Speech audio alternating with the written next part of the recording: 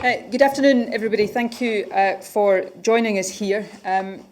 When I spoke to some of you earlier this morning, I said then that we face a very challenging and, in our lifetimes, unprecedented situation. The advice that all four UK nations have received from our scientific advisors today is that we are now on the cusp of a rapid acceleration of the spread of coronavirus. We could see a doubling of cases every few days. What that means is straightforward in that we must step up the measures that we take to slow the spread, to protect our National Health Service and its ability to provide care and treatment to those who need it, and also, crucially, to save lives. The measures that I am about to confirm for Scotland and which are being confirmed for the other three nations in the UK as well reflect the seriousness of the situation that we face.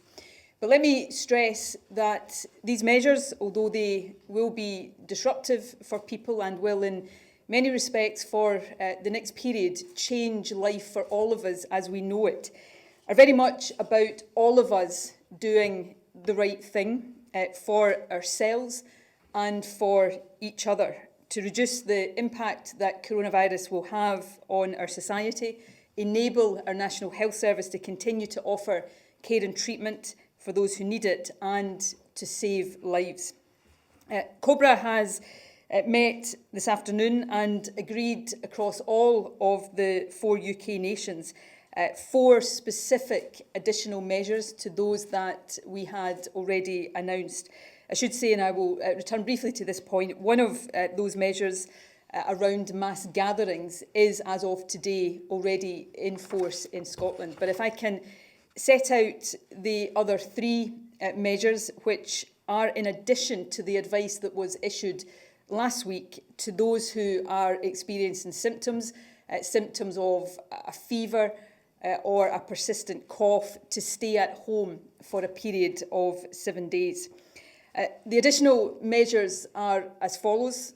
Firstly, the advice from now is that any member of a household, when any member of a household is symptomatic, the whole household should stay at home for a period of 14 days.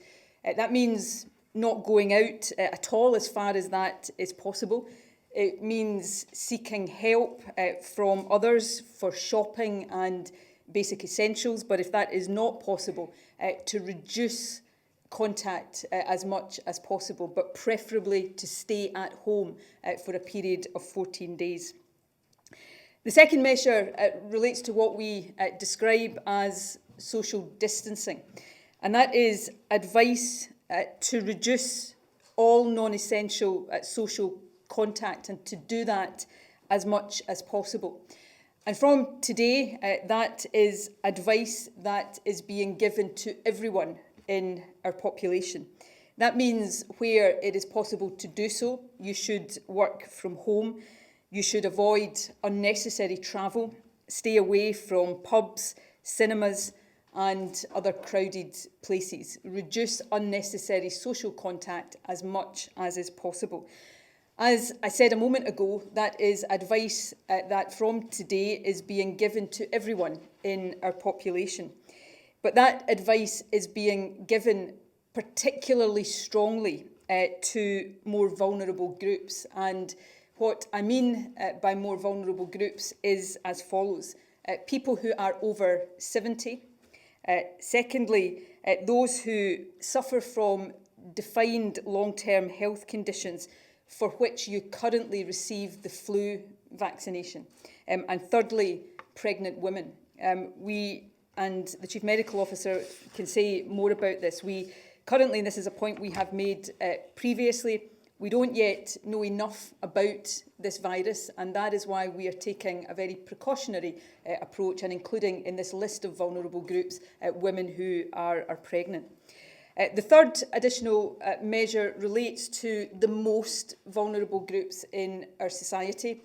And what we mean by that is specifically people who suffer from compromised immune systems. And over the next few days, we will be contacting people in that group, that is around 200,000 people across Scotland, to offer specific tailored advice and support. What we are seeking to do is shield that most vulnerable group in our country. The last additional measure that was agreed across all 4 nations today is the one that, as of today, is already in force in Scotland, and that is advice to cancel large gatherings, whether those are inside or outside. But of course, it stands to reason that with the social distancing advice now in place, then those large gatherings would have been inadvisable anyway in light of the social distancing. And obviously, as I said last week, not having large gatherings allows our emergency services and our frontline emergency services in particular to focus on the particular challenges that lie ahead. Now, I should say there will be, I know, a great number of questions from you now and from the public more generally about what all of this means in practice. We will publish as soon as possible detailed guidance and answers to the most common questions that people will have. I will also shortly convene a meeting of the Scottish Government's Resilience Committee later this evening to discuss with across the Scottish Government, but also with our partners in local government, the police and others, what we are going to do to support people to get through what is going to be an extremely difficult period of months ahead. The Cabinet Secretary for Health tomorrow will set out in Parliament an update on our plans to build up and scale up capacity in our National Health Service. Let me stress very clearly that the measures we are confirming today are designed to reduce the peak impact of this outbreak and to protect the most vulnerable, to save lives and reduce the number of people who will die from it. But there will still be significant pressure on our National Health Service in the months to come, and it is vital that we continue with the steps we are taking to build that capacity as much as possible. There will also be ongoing discussions within the Scottish Government with our partners and, of course, between all of the governments across the UK about the economic impact of what we are requiring to do to mitigate the impact of coronavirus and how collectively we seek to address that. The steps that I have outlined today, which will apply across the UK, are undoubtedly going to be disruptive for people. There is no way of escaping the fact that what we are advising people now to do will significantly and substantially change life as we know it for a considerable period of time. I know and am acutely aware of the anxiety people feel right now. And I don't mean to be trite or cliched in any way when I say we are all in this together. If we do the right things, if we all follow the advice that is being given, we can get through this and we will get through this. And I want to take the opportunity to thank the public in advance for following this advice, and I want in particular to thank the National Health Service and everybody who works in it. They are already working incredibly hard, and it is not possible to overstate the pressure that they will be working under in the weeks and perhaps months to come. And lastly, I want everybody across Scotland to be assured that I and the Scottish Government, working with other governments across the UK, are 100% focused on doing everything we can to support people through what is going to be an extremely challenging time. And we will keep you updated on a regular basis in order that you can help us keep the public updated and well informed as well. I'm going to hand over to the Chief Medical Officer, Dr. Katherine Calderwood, to say a few additional words before I then come back to the podium and take the questions that I have no doubt you will all have. Katherine. Thank you very much, First Minister. And be in no doubt there is no Chief Medical Officer who wished ever to be standing here to discuss these measures that we are talking about to the population of Scotland today. It's very clear from our scientific advice that we are on the cusp of a rapid acceleration of numbers of coronavirus, and we have in Scotland evidence of sustained community transmission of the virus here. The measures that we are outlining are to prevent spread of the virus further, to protect the vulnerable, and to protect our whole population and our NHS, not only for those patients who will have coronavirus, but of course for all the other patients that the NHS is already treating and will require to treat in the months ahead. The measures that we've introduced, we believe, will have that desired effect of reducing the number of cases coming into our NHS and prevent those services, in particular our intensive care services, our respiratory wards, our wards where we can provide oxygen, to prevent those services becoming overwhelmed.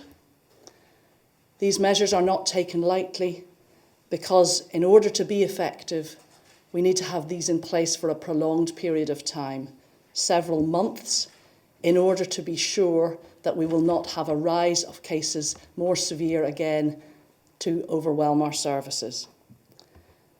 It would be important at this point to emphasise that, as we've said previously, the vast majority of people will have mild illness. Perhaps they will not even be aware that they have had coronavirus, or it's a cold, something that's very easily able to manage at home. However, not only protecting our population about this virus, in particular those vulnerable groups. Even with excellent care, some of our Scottish population will become very severely ill, and sadly, some may die. These deaths would happen even with all of our NHS resource behind us. However, what we really want to prevent are deaths which would be avoidable. Deaths which we would avoid if our NHS is not overwhelmed. Deaths where, if we have enough ventilators, enough intensive care beds, will not happen. And as I've already said, our NHS, of course, already has many patients who also need to be cared for. The measures then to prevent spread and then to protect our particularly vulnerable groups are extremely important. Our older adults, those over 70, have a weaker immune system than younger people, and the measures that we've outlined are to prevent them from catching the virus as they move around. That group of adults who have already been flagged as having chronic conditions such as heart disease or kidney problems and already receive the flu vaccine every year, those adults are also going to be advised to reduce their social contacts to try again to prevent them catching the virus. And our pregnant women, I as an obstetrician have observed that pregnant women, when they do become very ill, can become really extremely sick. Our data at the moment has only a few cases of pregnant women, not enough for me to be reassured that pregnancy is not a risk if you are to become very unwell with coronavirus. We will have more data as we progress. And then finally, that very vulnerable group, people who have a very weakened immune system, and those people will already be aware of their condition.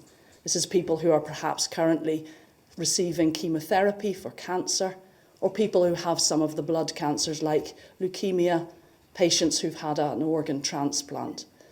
Those people will be asked to keep themselves away from as much social contact as possible, really isolating themselves for a prolonged period of weeks to months to protect them with their increased vulnerability from becoming seriously unwell. As the First Minister has said, these are not measures we've taken lightly. They're taken with the best scientific evidence that we have. We really need to protect our population across Scotland. And I know that my NHS colleagues and those in social care have already been working very hard, drawing up plans for this eventuality. They have extremely challenging times ahead. They can be helped by the population hearing our messages, complying with what we have suggested to protect our population and protect our NHS, and our NHS staff need my thanks in advance for all their hard work in these challenging times ahead.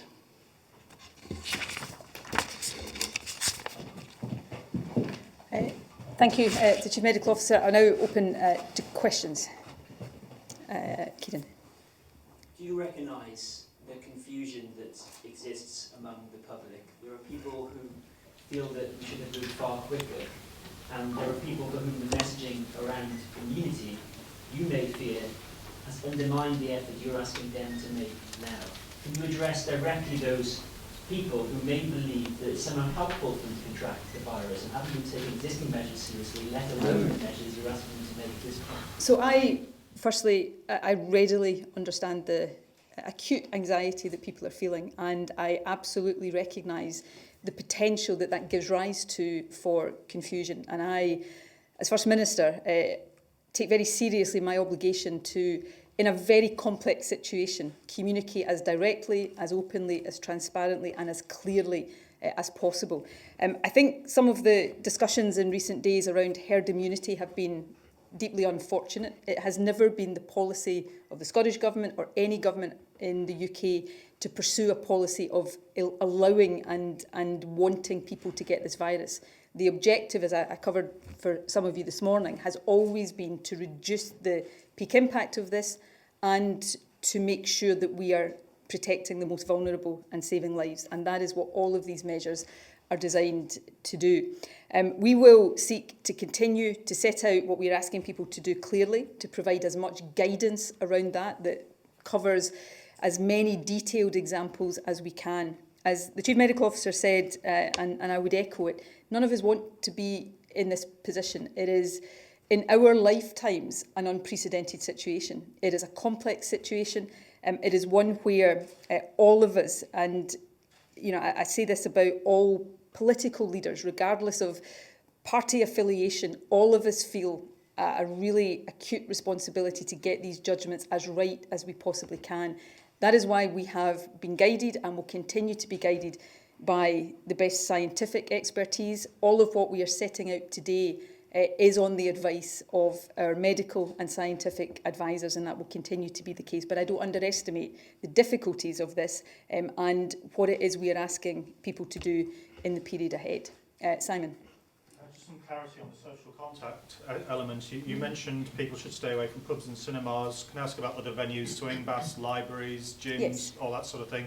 And also, secondary to that, is your message to the proprietors of these pubs, restaurants, owners of the gyms, is it to voluntarily close these venues until the outbreak is over? Not at this stage. We are advising people not to go to these places. We will set out in more detailed advice exactly the kind of places we are talking about. We do want, and some of the impact on people of what we are requiring to do to limit the spread of this virus could also be significant in terms of mental health challenges, social isolation and loneliness, impact on physical health of people not exercising as much as they would do in their routine life. So we want to have a balance there that allows us to mitigate as much of that as possible, and that is why we will set out as much detail as we can. We are talking right now about advice, not on bans and closing places, but of course we are in a rapidly evolving situation. But this is about reducing your unnecessary social contact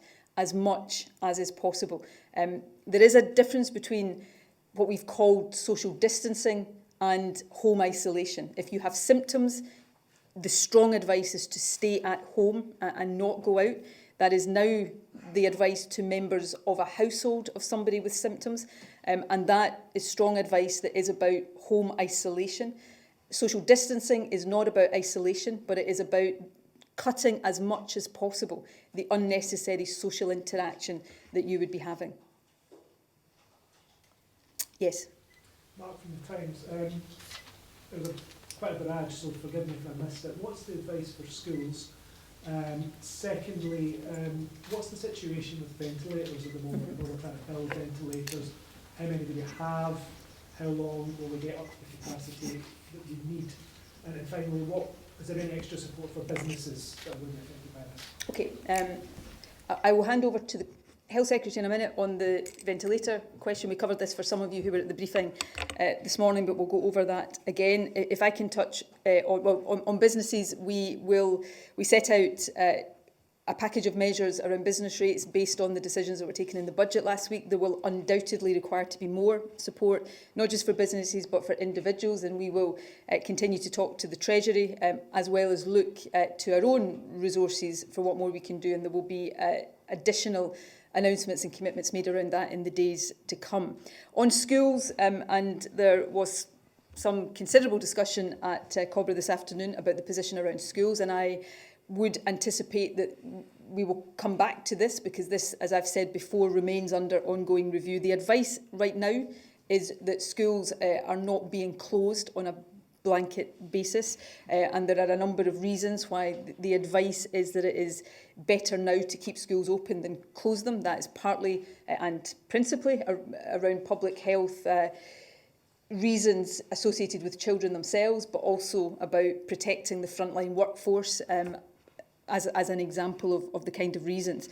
But we do recognise that the measures that we are announcing today will in and of themselves have a practical impact on schools. There will be teachers and children themselves who are within the vulnerable group categories that we are setting out today, and that will have an impact. And we continue to listen to the scientific advice as it develops. So I want to be very clear, we are not recommending wholesale closure of schools right now, but this remains something that for practical, scientific and health reasons will remain under review.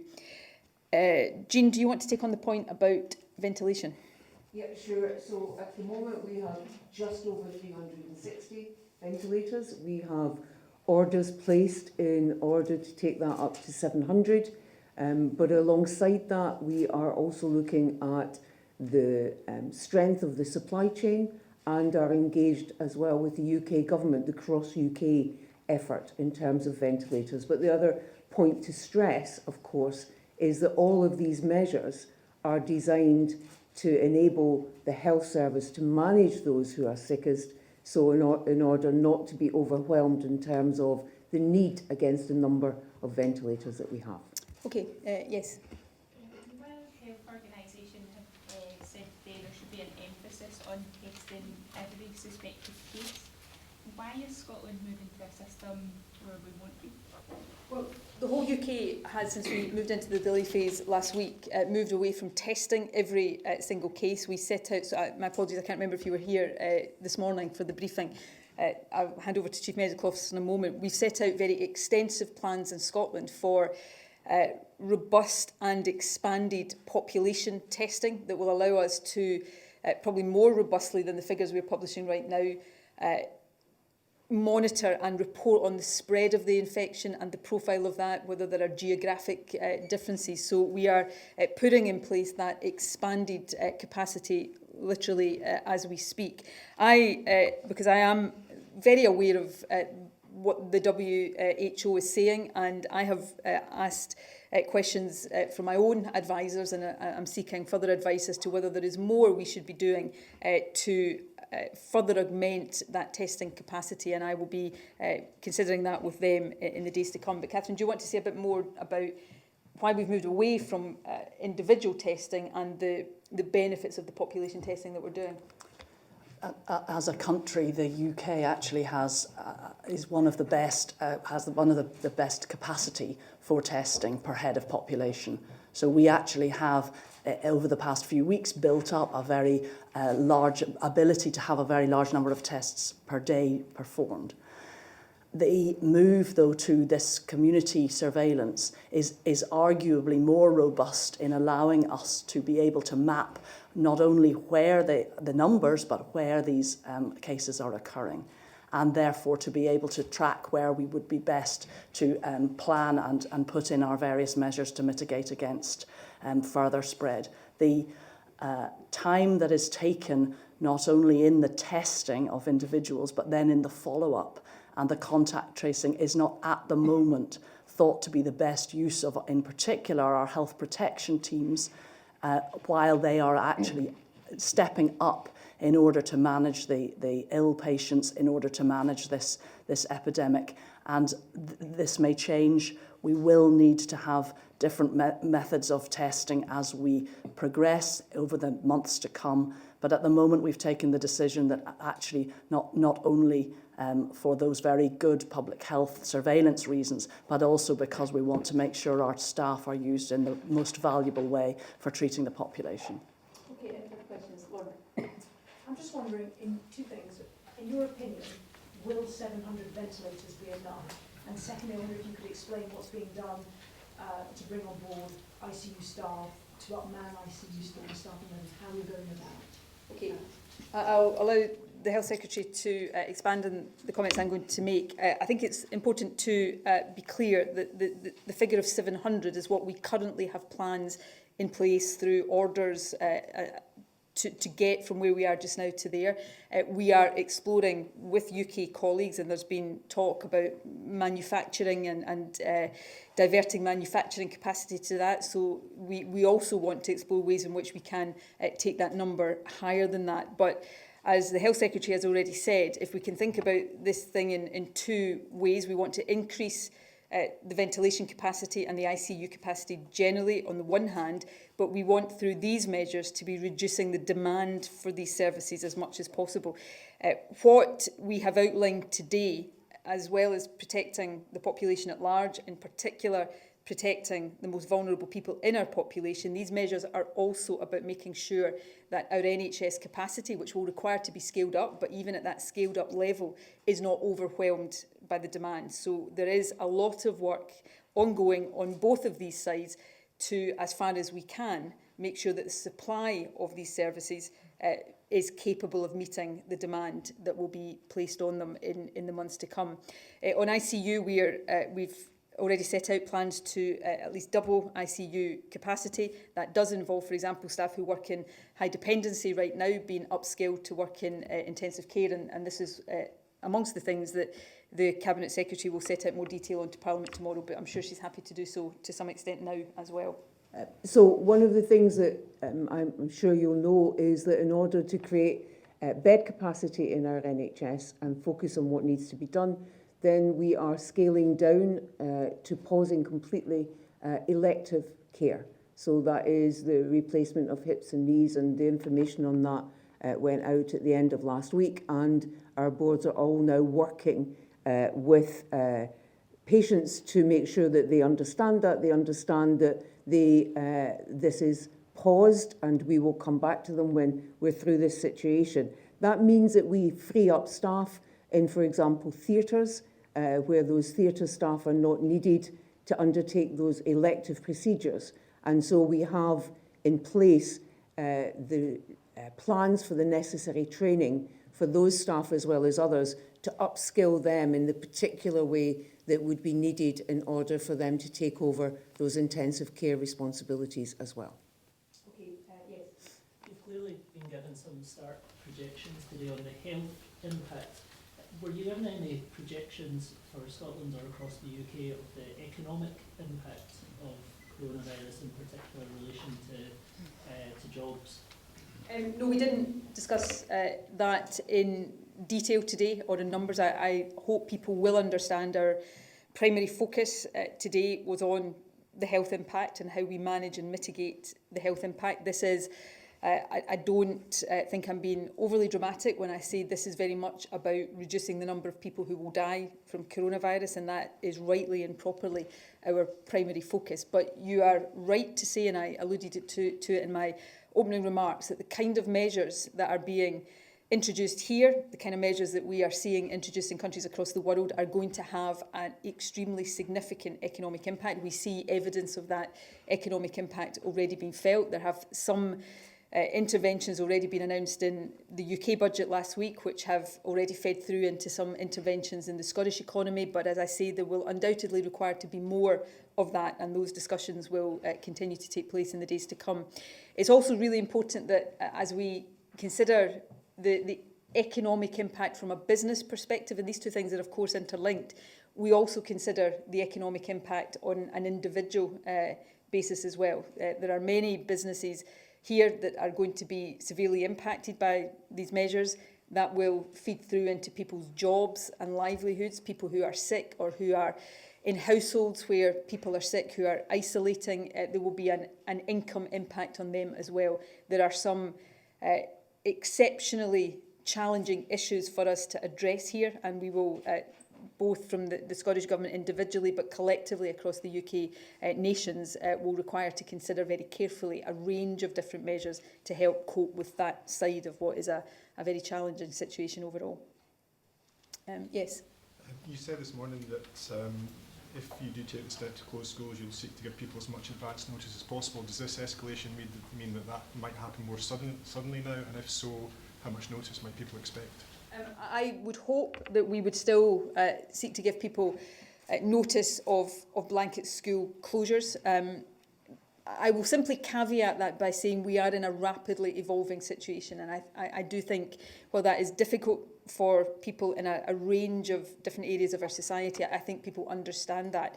But school closures, and one of the reasons why there has not been a rush to close schools before it is considered to be necessary to do, is that there are lots of knock-on effects from that then impact on our wider ability to manage the situation that we're facing. And that is one of the reasons why it is important. If we do get into that situation, then we try to manage that with as much notice as possible. I can't remember if it was yourself who asked this question this morning. I think it might have been about whether the issue of school closures is absolutely binary, and it may not be. It may not be binary in a sense of being all over the country at the same time. We may have differential geographic impacts of the spread of coronavirus. It is also the case that, as is the case in Shetland right now, where schools are closed for a week at the moment, there are facilities being put in place to try to look after children, and I think that may well be necessary for children of key workers, for example. So it may not ever be an absolutely binary thing, but we will continue to judge these things as best we can based on the advice that we have. Yes?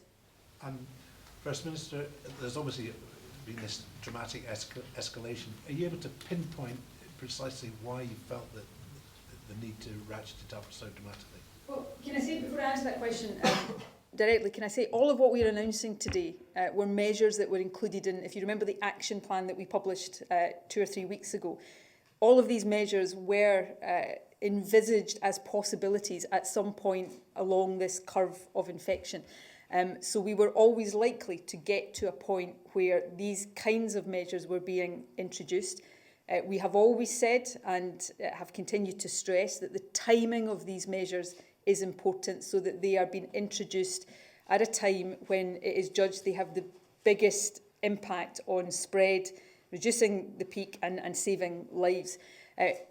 In terms of the directness of your question, what was put to us today was a view from our expert advisors that we are now at the cusp. We're moving along this curve, perhaps slightly faster than was anticipated a week or two ago, and that we are now at the cusp of a very rapid acceleration of the spread of the virus, where we could see cases double every 5 days over the next period. And that brings with it, of course, although as the Chief Medical Officer has said, the vast majority of people with this illness will be suffering mild symptoms, but as you have more cases, it brings with it, of course, the probability of more people becoming seriously ill, needing hospitalisation and intensive care, and unfortunately more people dying. So what has changed today is that assessment of where we are in the curve and how quickly our progress along it is now starting to accelerate. I don't know if you want to add anything to that.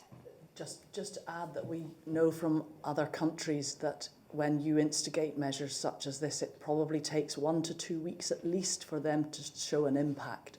So the reason for talking to you today is to make sure that people understand what they need to be doing from now because of that rapid acceleration of cases we're expecting, so that we stop that in advance of getting to a stage where that those are continuing to accelerate, and as the First Minister says, doubling cases every 5 to 6 days. Okay, can I take maybe a final question if there is one? Yes. Can the community surveillance system that's being used be scaled up further than it already is? And what's the reasons for not telling people the results and keeping it anonymised? Well, because it's a different type of system, and so it's not an individually based, it's not about testing people who have symptoms, it's about monitoring the population in order that we know the spread of it. In answer to your question, we'll be looking at options to further enhance the testing capacity we have. I'm not going to say exactly right now what, if anything, we might do to expand and augment what we have, but I have asked for further advice on that. And I am mindful, of course, of the comments that the WHO have made in this regard. Listen, can I draw this to a close and thank all of you for coming here today. As I indicated this morning, we will now move into a pattern of daily briefings. We will keep you updated as to the time of day that these take place, and obviously who will be taking part in them. I think for the foreseeable future you will have myself, Katherine and the Cabinet Secretary, but we will bring in others as necessary depending on the particular issues we're dealing with. But thank you all very much for now.